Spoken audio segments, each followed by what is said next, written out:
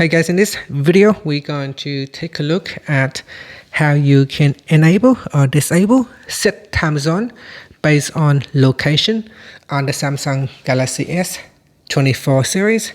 First, tap on the home button to go back to the home screen. From the home screen, swipe down at the top. Then in the quick settings panel, tap on the settings icon. Next, in here we scroll down and then tap on general management.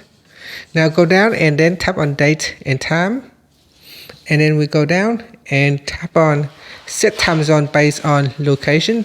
Tap on the toggle button to turn it on or switch it off. Now as I say here, use your phone's location to determine the time zone. This may help if your mobile network sometimes provides the wrong time zone. So switch it on and then tap on the home button to go back to the home screen. Thank you for watching this video. Don't forget to like and subscribe to my channel for more videos.